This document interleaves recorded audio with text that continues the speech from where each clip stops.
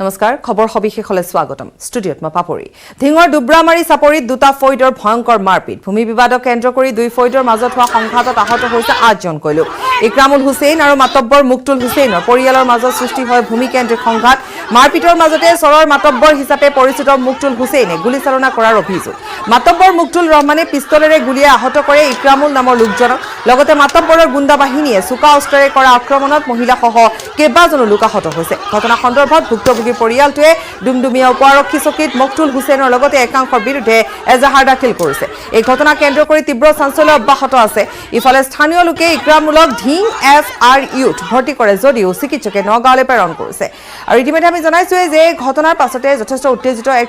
পৰিৱেশৰ সৃষ্টি হৈছে মকতুল হুছেইনে গুলীচালনা কৰাৰ অভিযোগ উত্থাপিত হৈছে আৰু তাৰ পাছতে স্থানীয় ৰাইজৰ মাজত এনেধৰণে এক উত্তেজনাপূৰ্ণ পৰিস্থিতিৰ সৃষ্টি হৈছে এক ভয়ংকৰ ঘটনা সংঘটিত হৈছে ধিঙৰ দুব্ৰামাৰী চাপৰিত দুটা ফৈদৰ ভয়ংকৰ মাৰপিট ভূমি বিবাদক কেন্দ্ৰ কৰি দুটা ফৈদৰ মাজত হোৱা সংঘাতত আহত হৈছে 8জন কৈলো ইকৰামুল হুছেইন আৰু মাতব্বৰ মকতুল হুছেইনৰ পৰিয়ালৰ মাজত সৃষ্টি হয় ভূমিকেন্দ্ৰিক সংঘাত মাৰপিটৰ মাজতে চৰৰ মাতব্বৰ হিচাপে পৰিচিত মকতুল হুছেইনে গুলীচালনা কৰাৰ অভিযোগ মাতব্বৰ মকতুল ৰহমানে পিস্তলেৰে গুলীয়াই আহত কৰে ইকৰামুল নামৰ লোকজনক আৰু লগতে মাতব্বৰৰ গুণ্ডা বাহিনীয়ে চুকা অস্ত্ৰেৰে কৰা আক্ৰমণত মহিলাসহ আহত হৈছে কেইবাজনো লোক ঘটনা সন্দৰ্ভত ভুক্তভোগীৰ পৰিয়ালটোৱে ডুমডুমিয়া উপ-আৰক্ষী চকীত মকতুল হুছেইনৰ লগতে একাংশৰ বিৰুদ্ধে এজাহাৰ দাখিল কৰিছে এই ঘটনা কেন্দ্ৰ কৰি তীব্ৰ চাঞ্চল্য অব্যাহত আছে ইফালে স্থানীয় লোকে ইকৰামুলক ধিং FRUত ভৰ্তি কৰে যদিও চিকিৎসকে নগাঁৱলৈ প্ৰেৰণ কৰে ঘটনাটো আমাৰ মাটি আমি হাল মাৰিছো সিহঁতৰ লগত আগতে এটা নদী কাটালৈ ঝগড়া হৈছে সিহঁতৰ ওপৰত কেছ আছে কেছ থাকিলে পিছত আমাৰ মাটি হাল মাৰিছো সিহঁতে কৈছে যে আমি তহঁতৰ লগত কেছ খেলি আছো তহঁতে কিয় মোৰ মাটি হাল মাৰিলি মই মাটি কিনি লৈছো সিহঁতে উগ্ৰপন্থী নিচিনা মানুহ আৰু সেইবিলাকো বেছি ইয়াতো ঝগড়া হৈছে মানুহ বহুত আহিছে একেলগত 3টা গুলি কৰিছে 2টা ওপৰত কৰিছে পিছত এটা যেতিয়া মানুহ আমাক যেতিয়া গুলি কৰিব ধৰিছে তেতিয়া হেতু যেটো মানুহ আঘাত হৈছে হেতু মানুহৰ ইয়াত লাগি মাৰিছিল এইফালে পিছত হি এনেকে ভাল মাৰিলে তেতিয়া হি ইয়াত লাগি গ'ল দেখে কেইজন আঘাত হৈছে এজনৰ গুলি লাগিলে আৰু 7জনকো আঘাত হৈছে এজনৰ এই হাতখন কাটি গৈছে হোজাইৰ মকজুল মৰিফত ভয়ংকৰ অগ্নিকাণ্ড বিধ্বংসী জুইত জাগল ৰান্ধনী গৃহসহ 5টাকৈ কোঠা ভস্মীভূত হৈছে মকজুল মৰিফতৰ বহু সামগ্ৰী শ্বৰ্ট চাৰ্কিটৰ ফলত জুইৰ সূত্ৰপাত হোৱাৰ সন্দেহ অগ্নি নিৰ্বাপক বাহিনীৰ 3খন বাহনেৰে নিৰ্বাপন কৰা হয় জুই ইপিনে অগ্নিকাণ্ডৰ ভয়ংকৰ ৰূপ দেখি আতংকিত হৈ পৰিছে অঞ্চলবাসী হোজাইৰ খবৰ হোজাইৰ মকজুল মৰিফত ভয়ংকৰ অগ্নিকাণ্ড বিধ্বংসী জুইত জাগ গৈছে ৰান্ধনী গৃহসহ 5টাকৈ কোঠা ভস্মীভূত হৈছে মকজুল মৰিফতৰ বহু সামগ্ৰী শ্বৰ্ট চাৰ্কিটৰ ফলত জুইৰ সূত্ৰপাত হোৱাৰ সন্দেহ অগ্নি নিৰ্বাপক বাহিনীৰ 3খন গাড়ীৰে জুই নিৰ্বাপন কৰা হয় ইপিনে অগ্নিকাণ্ডৰ ভয়ংকৰ ৰূপ দেখি ৰাইজ আতংকিত হৈ পৰে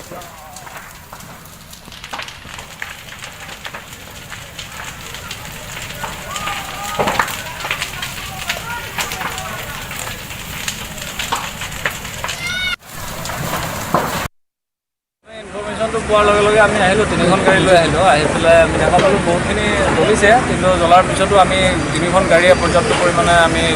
গোটেইখিনি আমি নুমাবলৈ সক্ষম হওঁ আৰু তাত কিছুমান বস্তু আমি পাইছিলোঁ আৰু আমাৰ বিশেষকৈ জেনেৰেটৰ 2টা আছে ডিজি 2টা আছিলে আমি সেই 2টা পূৰা বচাবলৈ সক্ষম হওঁ মোটামুটি আমি তাতে আহি প্ৰথমে আমি সেইখিনি হেৰি কৰিছোঁ আৰু বাকী বহুত কিছুমান বস্তু আছিলে আৰু বাকীখিনি অলপ বচাবলৈ যত্ন হয় আৰু জুইটো কমপ্লিটভাৱে আমি নিয়ন্ত্ৰণত আনো কৰোনা সন্ত্ৰাসৰ মাজতে কাইলৈৰ পৰা আৰম্ভ হ'ব অসম বিধানসভাৰ বৰ্ষাকালীন অধিৱেশন ইতিমধ্যে কৰোনা আচৰণ বিধি মানি অধিৱেশনৰ প্ৰস্তুতি সম্পূৰ্ণ কৰি তুলিছে যদিও বিধানসভাৰ মজিয়াতে কৰোনা সংক্ৰমণৰ আগ্ৰাহীৰ ৰূপ বিধানসভা চৌহদ আৰু পুৰণি বিধায়ক আৱাসত শনিবাৰৰ পৰা চলা ৰেপিড টেষ্টত 5জন বিধায়কৰ দেহত ধৰা পৰিছে কৰোনা ভাইৰাছ কৰোনাত আক্ৰান্ত হৈছে বিধায়ক বীৰভদ্ৰ হাগজে ঋতুপৰ্ণ বৰুৱা নৰেন সোণোৱাল আনোৱাৰ হুছেইন লস্কৰ আৰু নজৰুল হক ইতিমধ্যে চিকিৎসালয়ত ভৰ্তি কৰোৱা হৈছে কৰোনা আক্ৰান্ত বিধায়কসকলক ইয়াৰ পূৰ্বে কৰোনাত আক্ৰান্ত হৈছে GMCHত চিকিৎসাধীন হৈ আছে আক্ৰান্ত হৈ প্ৰাক্তন মুখ্যমন্ত্ৰী তৰুণ গগৈ আনহাতে কৰোনাত আক্ৰান্ত হৈছে বিধায়ক অজন্তা নেওগ ভৱেন ভৰালী গুণীন দাস ৰমেন্দ্ৰ নাৰায়ণ কলিতা কমল সিং নাৰ্জাৰী নৱনীতা সন্দিকৈ কৰোনা সংক্ৰমণৰ বাবে সোমবাৰৰ পৰা আৰম্ভ হ'বলগীয়া অসম বিধানসভাৰ অধিৱেশনত অংশগ্ৰহণ কৰিব নোৱাৰিব বহুকেইজন বিধায়কে সোমবাৰৰ পৰা আৰম্ভ হ'বলগীয়া অধিৱেশনত সদনৰ মজিয়াত উপস্থিত থাকিব পাৰিব 50% বিধায়কে আনহাতে বিধানসভাত অংশগ্ৰহণ কৰিবলগীয়া সাংবাদিকসকলৰো কৰা হৈছে ৰেপিড টেষ্ট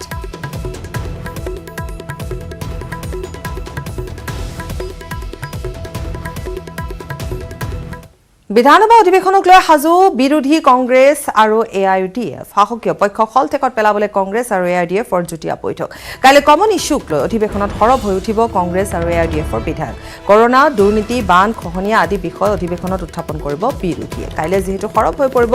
বিৰোধী বিধানসভা অধিৱেশনক লৈ সাজু এতিয়া বিৰোধী কংগ্ৰেছ আৰু AIUDF কাৰণ মিত্ৰতাৰ পাছত প্ৰথমবাৰলৈ যেহেতু এনেধৰণে মুখামুখি হ'ব আৰু গতিকে সেই সমস্যাত যথেষ্ট ইস্যু আছে কংগ্ৰেছ আৰু AIUDFৰ আৰু শক্তিশালী ৰূপতে আহিব বুলিয়ে যেহেতু এক ধাৰণা কৰা হৈছে গতিকে হলঠেকত পেলাবলৈ নিশ্চিতভাৱে যথেষ্ট চেষ্টা কৰিব কংগ্ৰেছ আৰু AIUDFে কাৰণ তাৰ বাবে ইতিমধ্যে যুটীয়া বৈঠক আৰম্ভ হৈছে আৰু কেনেধৰণৰ ইস্যুক ল'ব তাকে লৈ কেনেধৰণৰ সৰব হৈ উঠিব কংগ্ৰেছ আৰু AIUDFৰ বিধেয়ক তাকে লৈ আলোচনাৰ সৃষ্টি হৈছে বিশেষকৈ কৰোনা দুৰ্নীতি বান খহনীয়া আদি বিষয় অধিৱেশনত উত্থাপন কৰিব বিৰোধী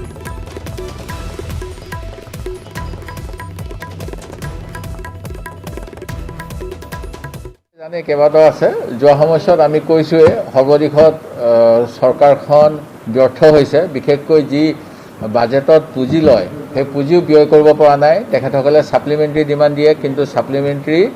যি ডিমাণ্ড সেই ডিমাণ্ড তেনেকৈ থাকি যায় মূল বাজেটখনেই তেওঁলোকে ব্যয় কৰিব পৰা নাই সেই কথাটো ইতিমধ্যে আমি উপস্থাপন কৰিছোঁ ইয়াৰ উপৰিও বিভিন্ন যি প্ৰতিশ্ৰুতি আছিল সেই প্ৰতিশ্ৰুতি পূৰণ হোৱা নাই বিশেষকৈ বান নিয়ন্ত্ৰণ গৰাখহনীয়াৰ কথা আছিলে তাৰোপৰি বৰ্তমান কোভিডৰ কাৰণে যিখিনি সমস্যা হৈছে তাৰোপৰি NRCৰ ক্ষেত্ৰত আপোনালোকে জানে ইতিমধ্যে সুপ্ৰিম কোৰ্টে NRCখন অগ্ৰাহ্য কৰা নাই NRCখন সুপ্ৰিম কোৰ্টে ছেটিছফাইড হৈছে আৰু তাৰপিছত সুপ্ৰিম কোৰ্টে এটা ৰায় দিছিলে যে নটিচ দিব লাগিব 160 দিনৰ ভিতৰত আৰু 120 দিনৰ ভিতৰত দুটা লিমিট দিছিল অবজেকশ্যনৰ কাৰণে আৰু লগতে ক্লেইমছৰ কাৰণে এতিয়া আমাৰ যি অসম চুক্তি তেওঁলোকে ৰূপায়ণ কৰিম বুলি কৈছিল আখৰে আখৰে তাৰ ক্ষেত্ৰত এই NRCখন অতি গুৰুত্বপূৰ্ণ সেই গতিকে চৰকাৰে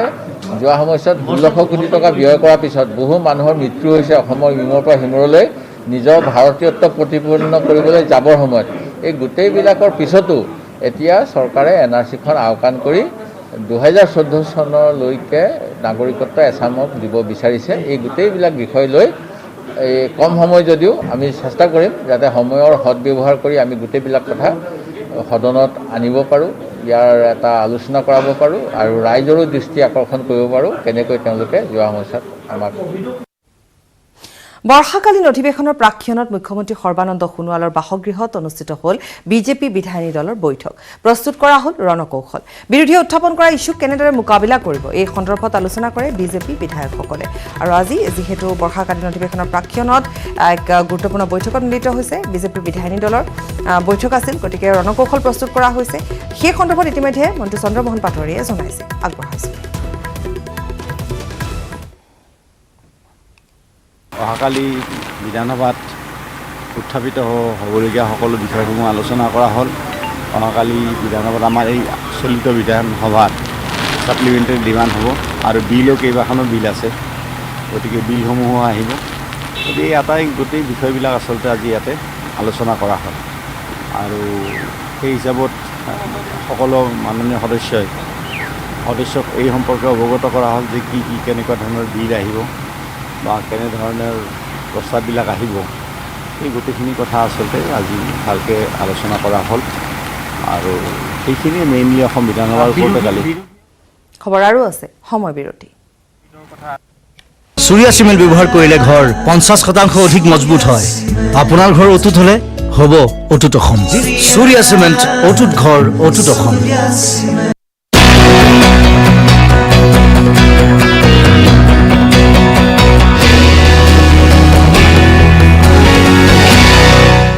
GMCHৰ PP কিট পৰিধান কৰি স্বাস্থ্যমন্ত্ৰীগৰাকীয়ে স্বাস্থ্য বুজ ল'লে প্ৰাক্তন মুখ্যমন্ত্ৰীগৰাকী ছদিন ধৰি GMCHত চিকিৎসাধীন হৈ আছে প্ৰাক্তন মুখ্যমন্ত্ৰীগৰাকী মঙলবাৰে কোভিড পজিটিভ অহা GMCHত ভৰ্তি কৰোৱা হৈছিল প্ৰাক্তন মুখ্যমন্ত্ৰীগৰাকী পূৰ্বতকৈ উন্নত হৈছে তৰুণ গগৈৰ স্বাস্থ্য তৰুণ গগৈৰ লগতে GMCHত চিকিৎসাধীন কেইবাগৰাকীও বিধায়কৰ স্বাস্থ্যৰ বুজ ল'লে মন্ত্ৰী হিমন্ত বিশ্ব শৰ্মাই প্ৰাক্তন মুখ্যমন্ত্ৰী তৰুণ গগৈৰ স্বাস্থ্যৰ বুজ ল'লে মন্ত্ৰী হিমন্ত বিশ্ব শৰ্মাই আৰু ইতিমধ্যে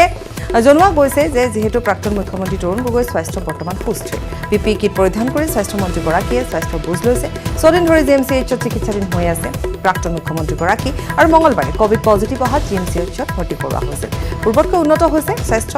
আৰু তাৰোপৰি কেইবাগৰাকীও যিহেতু বিধায়কো বৰ্তমান তাত চিকিৎসাধীন হৈ আছে তেওঁলোকৰো স্বাস্থ্য বুজ লৈছে মন্ত্ৰী হিমন্ত বিশ্ব শৰ্মাই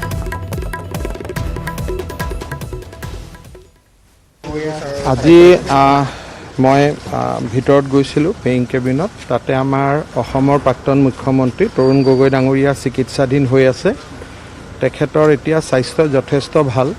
অক্সিজেন চেচুৰেশ্যনো ভাল। আজি তেওঁ 6ষ্ঠ দিনত ভৰি দিলে। তেখেতৰ খা খবৰ ল'লোঁ। তাৰ লগত আমাৰ উত্তৰ কাছাৰৰ বিধায়ক হাগজে ডাঙৰীয়া, মাৰ্ঘেৰিটাৰ বিধায়ক ভাস্কৰ শৰ্মা, প্ৰাক্তন মন্ত্ৰী বিধায়িকা অজন্তা নেওগ, আমাৰ বিধায়ক গণেশ লিম্বু, ভাৰতীয় জনতা পাৰ্টীৰ নেতা ৰাজীৱ শৰ্মা, মৃগেন শৰণীয়া আৰু কামৰূপ মহানগৰ জিলাৰ উপায়ুক্ত বিশ্বজিৎ পেগু আৰু অগপ দলৰ বিধায়ক ৰমেন্দ্ৰ নাৰায়ণ কলিতা, এখেতসকলো চিকিৎসাধীন হৈ আছে। তেওঁলোকৰো খা খবৰ ল'লোঁ আৰু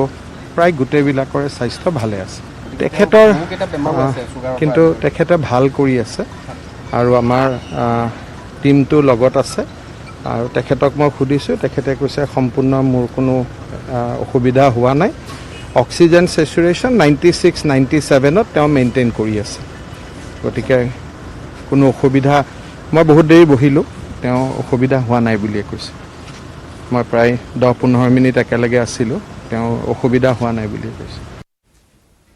কৰোনাক জয় কৰিলে এগৰাকী 85 বছৰীয়া বৃদ্ধাই। সুস্থ হৈ ঘৰলৈ উভতিছে ধুবুৰী কৰোনা আক্ৰান্ত বৃদ্ধা মনোৱাৰা খানম। 15 আগষ্টৰ পৰা বৰপেটা মেডিকেল কলেজ হাস্পাতালত চিকিৎসাধীন হৈ আছিল 85 বছৰীয়া বৃদ্ধাগৰাকী। 12 আগষ্টত কৰোনাত আক্ৰান্ত হৈছিল 17 বছৰে পেচমেকাৰ লগাই ৰখা মনোৱাৰা খানম। ICU চিকিৎসাধীন হৈ থকা বৃদ্ধাগৰাকী সুস্থ হোৱাত দেওবাৰে চিকিৎসালয়ৰ পৰা ৰাওনা হয় ঘৰলৈ। আৰু কৰোনাক এনেধৰণে জয় কৰিছে এগৰাকী 85 বছৰীয়া বৃদ্ধাই। সুস্থ হৈ ইতিমধ্যে ধুবুৰীত ঘৰলৈ গৈছে মনোৱাৰা খানম।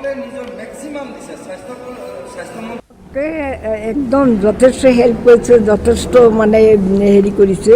সেইকাৰণে মই আৰু খুব ভাল পাইছিলোঁ, বেয়া পোৱা নাই। ইমান দিন মই হস্পিটেলত কেতিয়াও থকা নাই। মই ডিব্ৰুগড়তো আছিলোঁ, ইমান দিন থকা নাই। ভাল লাগিছে। গুৱাহাটীত মুকলি হ'ল দেশৰ প্ৰথমটো শিশু স্বাস্থ্য সেৱা কেন্দ্ৰ। অসমত শেহতীয়াকৈ কভিড পজিটিভৰ সংখ্যা অস্বাভাৱিক হাৰত বৃদ্ধি পোৱাৰ পৰিপ্ৰেক্ষিততে দেওবাৰে গুৱাহাটীৰ মহেন্দ্ৰ মোহন চৌধুৰী চিকিৎসালয়ত শিশু কভিড সেৱা কেন্দ্ৰ উদ্বোধন কৰে স্বাস্থ্যমন্ত্ৰী ডঃ হিমন্ত বিশ্ব শৰ্মাই। কৰোনা ভাইৰাছৰ এই মহামাৰীৰ সময়ত ৰাজ্যৰ কভিড আক্ৰান্ত শিশুক ভৰ্তি কৰা হ'ব এই অত্যাধুনিক কভিড হাস্পাতালত। বেছি কম বয়সৰ পজিটিভ শিশু থাকিলে সেই শিশুৰ লগত পৰিচাৰক হিচাপে মাককো থকাৰ ব্যৱস্থা কৰি দিছে ৰাজ্য চৰকাৰৰ স্বাস্থ্য বিভাগে। শিশু সেৱা কেন্দ্ৰটোত 55খন বিচনা আছে। অতি সুন্দৰ পৰিৱেশত স্থাপন কৰা এই বাগৰি শিশু কভিড সেৱা কেন্দ্ৰটোক লৈ চিকিৎসক, নাৰ্ছ আৰু চাফাই কৰ্মীসকলে সন্তোষ প্ৰকাশ কৰিছে। দেওবাৰৰ উদ্বোধনী অনুষ্ঠানত উপস্থিত থাকে স্বাস্থ্যমন্ত্ৰী ডঃ হিমন্ত বিশ্ব শৰ্মা, লগতে স্বাস্থ্য বিভাগৰ ৰাজ্যিক মন্ত্ৰী পীয়ুষ হাজৰিকা। আজি আমাৰ মহেন্দ্ৰ মোহন চৌধুৰী চিকিৎসালয়ৰ যিখন আমাৰ বাগৰি শিশু এটা কমপ্লেক্স আছিলে,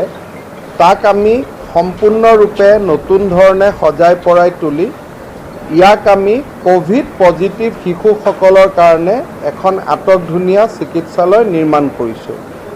যোৱা কিছুদিন বিশেষকৈ কোভিডৰ সময়ত আমি দেখিছোঁ যে শিশুসকল জেনেৰেল হস্পিটেলবিলাকত থাকিবলগীয়া হোৱাৰ কাৰণে তেওঁলোকৰ যা যতন লোৱাটো অসুবিধা হৈছিল আৰু শিশুসকলে মনে বিচৰা পৰিৱেশ এটা নোপোৱাৰ কাৰণে তেওঁলোকে 10টা দিন যথেষ্ট কষ্টৰ মাজেৰে পাৰ কৰিছিল। আজি আপোনালোকে ইয়াত দেখিছে যে আমি অত্যাধুনিক বুলি ক'লে ভুল কৰা নহ'ব। প্লেয়িং এৰিয়াৰ পৰা ব্ৰহ্মপুত্ৰৰ নান্দনিক দৃশ্য চাব পৰাকৈ আৰু প্ৰতিটো ৱাৰ্ডতে শিশুসকলৰ বাবে কাৰ্টুন আদি লগোৱা চেণ্ট্ৰেলাইজ মিউজিক ছিষ্টেম আমি লগাইছোঁ আৰু প্ৰত্যেকটো ৱাৰ্ডকে শিশুসকলৰ দৃষ্টি আকৰ্ষণ কৰিব পৰাকৈ পেইণ্টিং আদি আমি কৰিছোঁ আৰু গোটেইবিলাক কৰি আজি আমি এই বাগৰি শিশু চিকিৎসালয় কোভিড পজিটিভ শিশুসকলৰ বাবে মুকলি কৰিছোঁ। অহাকালিৰ পৰা আমাৰ গুৱাহাটীত যদি পজিটিভ শিশু হয় তেওঁলোকক আমি ইয়াতে ৰখাৰ ব্যৱস্থা কৰিম। ইয়াতে আমি 80 জনলৈকে ৰাখিব পাৰিম শিশুক, কিন্তু তাৰ ওপৰত হ'লে নহ'ব। কিন্তু মই ভাবোঁ ইমান ৰোগী নাহিব, মোটামুটি আমাৰ চলি যাব। এতিয়া 55 আমি ৰাখিব পাৰিম, কিন্তু অলপ যেতিয়া আহিব ৰোগী বেছি, অলপ টানাটানি কৰি আমি 80লৈকে যাব পাৰিম, কিন্তু বেড হিচাপত গন্তি কৰিলে 55। বাংলাদেশ সীমান্তৰ জিলাত এনআৰচিৰ 20% পুনৰীক্ষণ বিচাৰিছিল বিজেপি চৰকাৰে শপতনামা দাখিল কৰাৰ পিছতো ৰাজ্যিক সমন্বয়কে নকৰিলে পুনৰীক্ষণ এই বিস্ফোৰক অভিযোগ উত্থাপন কৰিছে মন্ত্ৰী চন্দ্ৰমোহন পাটোৱাৰী এই প্ৰতিবেদন আগবঢ়াই বাতৰিৰ পৰা বিদায় লৈছো নমস্কাৰ এনআৰচিক লৈ সন্দিহান অসমীয়া কি হ'ব জাতিৰ দলিলৰ এদিন দুদিনকৈ এবছৰ হ'ল জাতিৰ দলিল ৰাষ্ট্ৰীয় নাগৰিক পঞ্জী প্ৰকাশ পোৱাৰ সময়ৰ ৰেখেৰে সোমবাৰে এনআৰচি প্ৰকাশ হোৱাৰ এবছৰ হ'ব কিন্তু জাতিৰ দলিল প্ৰকাশ পোৱাৰ এটা বছৰ সম্পূৰ্ণ হোৱাৰ প্ৰাকক্ষণত প্ৰতিজন অসমীয়াৰ মনলৈ বাৰে বাৰে আহিছে এটা প্ৰশ্ন সন্দেহযুক্ত ব্যক্তিৰ নাম অন্তৰ্ভুক্ত হৈ আছে নেকি এনআৰচিত দুটা উদাহৰণেই যথেষ্ট এনআৰচিৰ খচৰা প্ৰকাশ পোৱাৰ পিছতেই এনআৰচিৰ অন্যতম গুচৰীয়া অভিজিৎ শৰ্মা আৰু ৰাজ্য চৰকাৰে বাংলাদেশ সীমান্তৰ জিলাসমূহত 20% আৰু আন জিলাসমূহত 10%ৰ পুনৰীক্ষণ বিচাৰিছিল প্ৰসংগ এনআৰচি এই পৰ্যন্ত এনআৰচিক লৈ 31 আগষ্ট যদিও পাবৰ হ'ল কিন্তু এতিয়ালৈকে আৰজিআইয়ে জাৰি কৰা নাই জাননী আৰজিআইয়ে যেহেতু জাননী জাৰি কৰা নাই তাৰ বাবে লিগেল ষ্টেটাছ লাভ কৰা নাই এনআৰচিয়ে আৰু এই প্ৰসংগত আমি ইতিমধ্যে বাতৰি সম্প্ৰচাৰ কৰিছোঁ আৰু তাৰ পিছতেই প্ৰতিক্ৰিয়া প্ৰকাশ কৰিছে মন্ত্ৰী চন্দ্ৰমোহন পাটোৱাৰীয়ে আমি এই এনআৰচিখন প্ৰস্তুত হোৱাৰ পিছত আমি অসম চৰকাৰে এফিডেভিট দিছিলোঁ মাননীয় সুপ্ৰিম কোৰ্টত যে আমি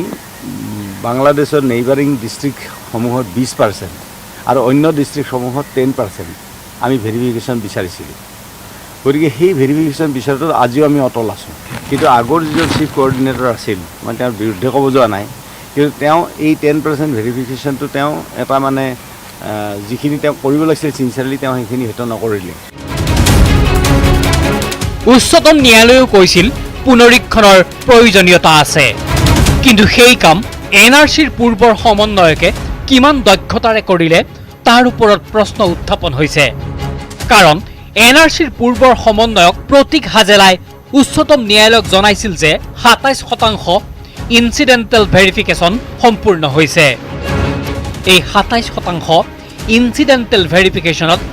1,02,465 গৰাকী বিদেশীৰ নাম কৰ্তন হৈছিল যদি 27% ইনচিডেণ্টেল ভেৰিফিকেশ্যনতেই 1 লাখ মানুহৰ নাম কৰ্তন হৈছে তেন্তে প্ৰতীক হাজেলাৰ তথ্য অনুসৰি সম্পূৰ্ণ পুনৰীক্ষণ হলে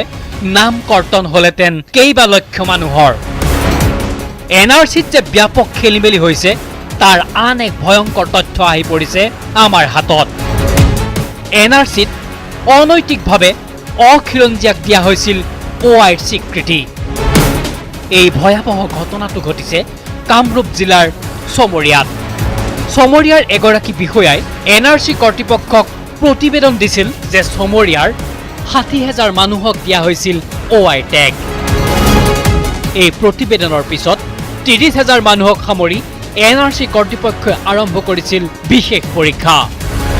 পৰীক্ষাত 30,000এই OI যে নহয় ধৰা পৰিছিল এই দুটা উদাহৰণেই প্ৰমাণ কৰে এনআৰচি কেনেদৰে প্ৰস্তুত হৈছিল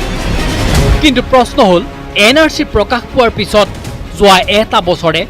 খিলঞ্জীয়া সুৰক্ষাৰ প্ৰতিশ্ৰুতি দি অহা চৰকাৰখনে কি কৰিলে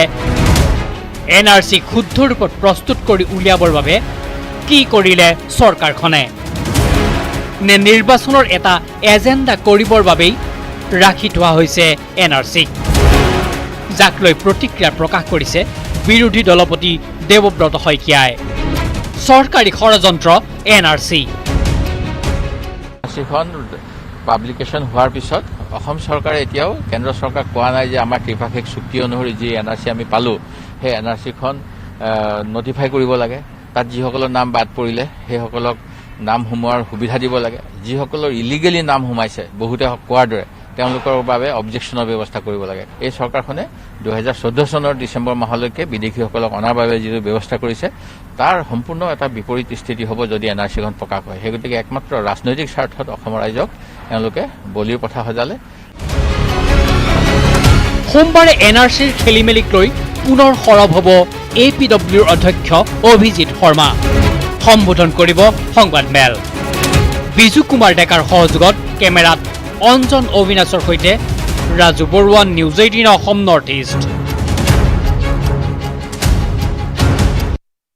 চুৰিয়া চিমেণ্ট ব্যৱহাৰ কৰিলে ঘৰ 50% অধিক মজবুত হয় আপোনাৰ ঘৰ অটুট হ'লে হ'ব অটুট অসম চুৰিয়া চিমেণ্ট অটুট ঘৰ অটুট অসম